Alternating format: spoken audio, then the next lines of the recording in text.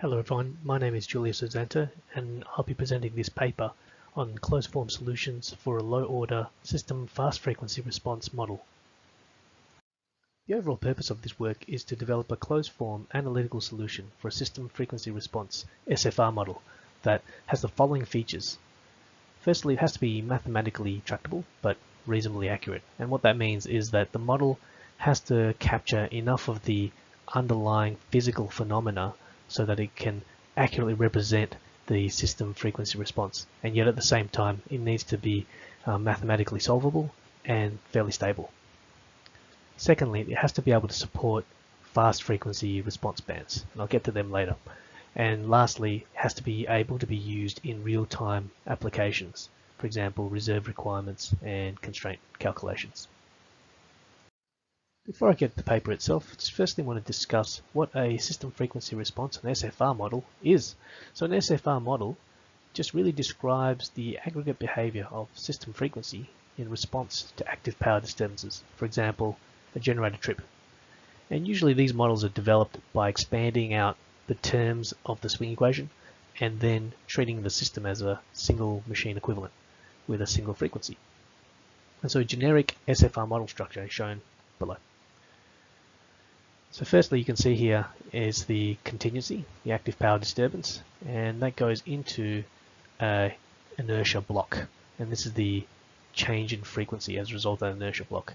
And you can see on the input side, we have primary frequency response, we have some kind of demand response, and we have the effects of load damping or load relief.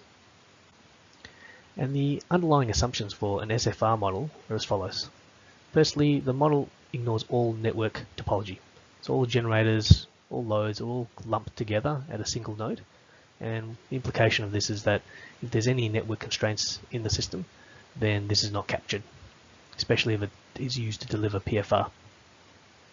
Secondly, there's only one average frequency in the system, which is not a bad assumption for smaller and highly meshed systems. It assumes that all voltages in the system are well regulated pre and post disturbance. And finally, it has a simplified dynamic models for governors and primary frequency response.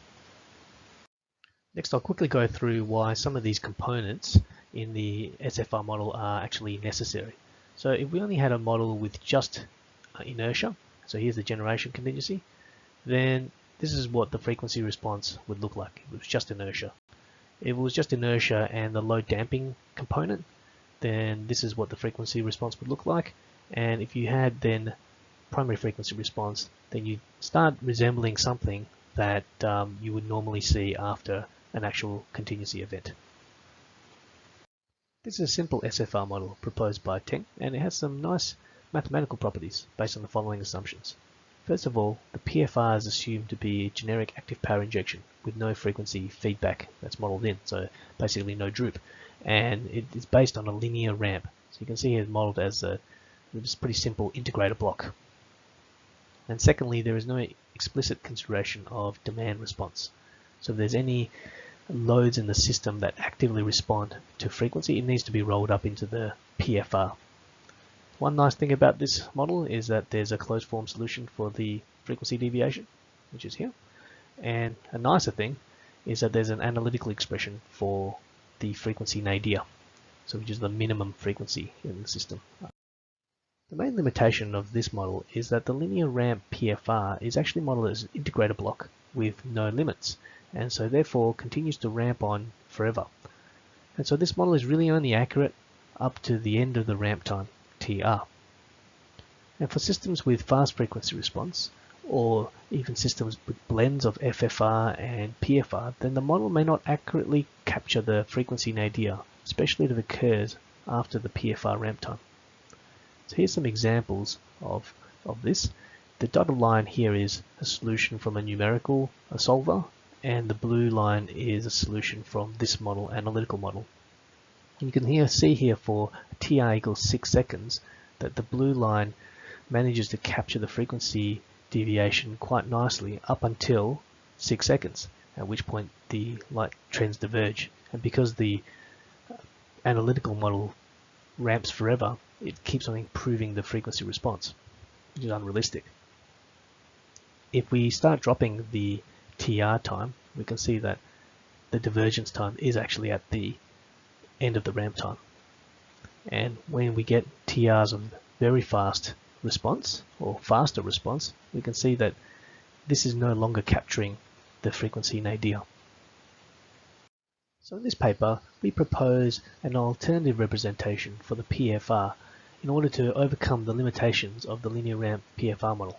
So instead of modeling PFR as an integrator block with no limits, here we model PFR as a first order lag block. And here you can see it is in red here, and one of the key advantages of modeling it as a first order lag block over an integrator is that the lag block is inherently limiting. And it turns out there's a closed form solution for the frequency deviation, which is here, as well as a closed form solution for the frequency nadir. And so it shares both the nice mathematical properties of the linear ramp PFR model. Another nice feature of modeling PFR as a first order lag is that it provides a pretty good approximation for the aggregate PFR when compared with actual measured traces. So here's the time domain expression for the PFR as a first order lag. It's basically just an exponential curve. And the plot on the right shows how the speed of response parameter tau affects the PFR trace. So a high tau, like 3, gives you a slow response, and a small tau, like 0.4, gives you a very fast response. And below now is some actual past contingency events recorded in Western Australia, where we took high-speed measurements of all of the generating fleet and aggregated them together to form a aggregate PFR, which is the orange line here, which is measured. So these are high-speed traces, and they do capture, this is all the inertial elements that are captured by the high-speed recorders, and so they're not actually really PFR. And you can see the fitted PFR, which is the blue line, does nicely represent the PFR. It represents it better than just a pure linear ramp. One thing we're interested in is how we could represent a system with both fast frequency response bands as well as normal primary frequency response bands, like slower bands. And the closed form solution for the lag PFR model can be readily extended for an arbitrary number of PFR response bands at different speeds. So you could actually just put in your FFR band into the model formulation. Unfortunately though, there's no closed form solution for the frequency nadir. So if you have an application that requires an analytical solution for the frequency nadir, then this is quite limiting. But it turns out that for a system with 2 response bands, so for example a market with a normal PFR and a fast frequency response band, then it is actually possible to formulate the sum of 2 lag responses as an equivalent single lag response function, like this. And for example, if we had a speed of response for a parameter equal to 0.4 for the fast frequency response and 2 for the normal primary frequency response, then the following equivalent parameters can be found.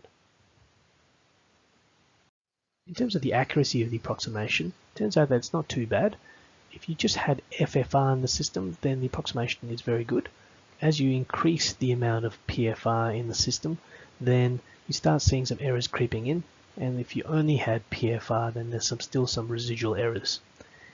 In terms of the mean absolute percentage error, the MAPE, then the lowest errors occur when you have a high amount of FFR or only just FFR, and the highest errors occur when you have a blend of both PFR and FFR. However, in the scheme of things, the highest error is around 3%, so still pretty low. There are a couple application examples described in the paper, but in the interest of time, I'll just describe one, and that is the determination of maximum contingency size and fast frequency response requirements. So given a maximum allowable frequency nadir, delta F max, for example to avoid under frequency load shedding, the maximum contingency size can be calculated from the lag PFR model as follows. And using the 2 response band PFR approximation, the proportion of FFR to total PFR requirements can also be determined. So here we have an example graph where if, for example, you had a 400 meg contingency as a maximum size, then you would need 50% of your PFR fleet to be fast frequency response.